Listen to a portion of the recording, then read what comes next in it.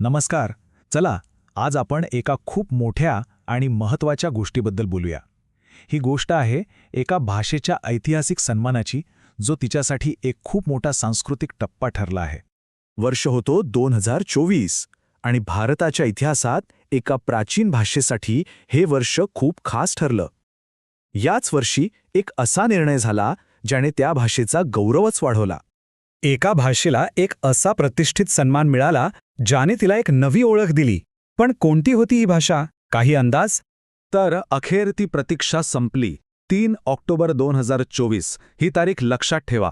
याच दिवशी भारत सरकारने मराठी भाषेला अभिजात भाषेचा दर्जा दिला.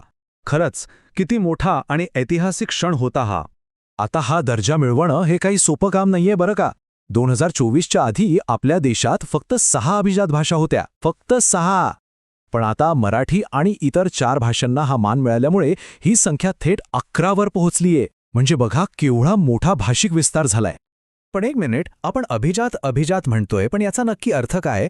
म्हणजे अभिजात होण्यासाठी नेमकं काय लागतं? चला, हेच जाणून घेऊया. तर सरकारने यासाठी काही निकष ठरवले आहेत. आणि हे निकष म्हणजे साधीसुधी गोष्ट नाही, एक मोठी कसोटीच आहे म्हणा ना. हे 4 निकष खूप महत्त्वाचे आणि तितकेच कठीण आहेत. पहिलं म्हणजे त्या भाषेचा इतिहास कमीत कमी 1,500 वर्षांचा जुना असायला हवा. दुसरं, तिचं जे जुनं साहित्य आहे ते पिढ्यानपिढ्या एक मौल्यवान ठेवा म्हणून जपलेलं असावं. तिसरं, आणि हे खूप महत्त्वाचं आहे, तिची साहित्यिक परंपरा ही स्वतःची ओरिजिनल असायला हवी, कुठून घेतलेली नको. आणि चौथं म्हणजे तिचं जुनं रूप आणि आजचं आधुनिक रूप यात फरक असायला हवा. तर मग आता प्रश्न येतो की या सगळ्या कठीण कसोट्यांवर आपली मराठी भाषा खरी उतरते का? पाहूया तरी. चला तर मग मराठीच्या प्राचीन मुळांचा शोध घेऊया. दगड आणि शिलालेखांमध्ये दडलेले पुरावे काय सांगतात ते बघूया. मराठीचा प्रवास कसा झाला हे समजून घेणं खूप इंटरेस्टिंग आहे. सगळ्यात आधी होती संस्कृत, जी विद्वान आणि राजांची भाषा होती. मग आली प्राकृत, जी सामान्य लोकांच्या तोंडी होती. त्यानंतर आला अपभ्रंश, आणि या सगळ्या प्रवासातून, या सगळ्या बदलांमधून अखेर विकसित झाली आपली मराठी. आणि ह्याचा सगळ्यात मोठा आणि ठोस पुरावा कुठे मिळतो माहितीये? पुण्यात जुन्नर जवळच्या नाणेघाट येथील शिलालेखात. हा शिलालेख आजचा नाहीये, तब्बल 2220 वर्षे जुना आहे. आणि त्यात महारठीनोसारखे शब्द सापडतात, जे मराठीच्या प्राचीन मुळांकडे स्पष्टपणे इशारा करतात. 2220 वर्ष. विचार करा, निकष होता 1500 वर्षांचा आणि आपला पुरावा आहे त्याहीपेक्षा कितीतरी जुना. म्हणजे मराठी या कसोटीवर सहज पास होते. तर इतिहास आणि साहित्याच्या जोरावर निकष तर पूर्ण झाले, पण ही मान्यता मिळणं इतकं सोपं नव्हतं. यासाठी आधुनिक काळात एक वेगळाच लढा द्यावा लागला.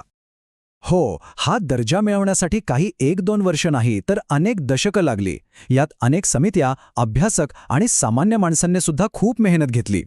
हा प्रवास बघा कसा होता. 2004 मध्ये तमिळला हा मान मिळाला. मग आपल्याकडे 2012 मध्ये महाराष्ट्र सरकारने रंगनाथ पठारे समिती नेमली. 2013 मध्ये एक भक्कम 128 पानांचा अहवाल केंद्राला पाठवला. तरीही काही झालं नाही. तेव्हा 2016 मध्ये लोकांनीच पुढाकार घेतला आणि थेट पंतप्रधानांच्या कार्यालयात 1,00,000 पत्र पाठवली. 2018 मध्ये तर दिल्लीत आंदोलनही झाली. आणि अखेर या सगळ्या प्रयत्नांना यश आलं ते ज्ञानेश्वर मुळे समितीच्या कामामुळे. आणि 3 ऑक्टोबर 2024ला ती ऐतिहासिक घोषणा झाली. इतकी दशकं, इतके प्रयत्न, यानंतर मिळालेल्या या दर्जाचा नेमका फायदा काय? खरंच यामुळे काय बदलणार आहे? हा फक्त एक नावापुरता सन्मान नाहीये, याचे खूप मोठे आणि ठोस फायदे आहेत. चला बघूया ते काय आहेत. सगळ्यात महत्त्वाचं म्हणजे केंद्र सरकारकडून आता भाषेच्या विकासासाठी भरघोस निधी मिळेल. बोलीभाषा आणि साहित्यावर संशोधनासाठी नवीन दारू उघडतील.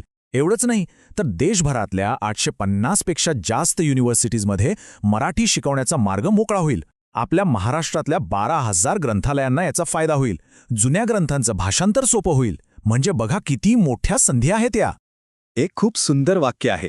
भाषा ही नदीच्या प्रवाहासारखी असते. ती सतत बदलते, सतत वाहत राहते.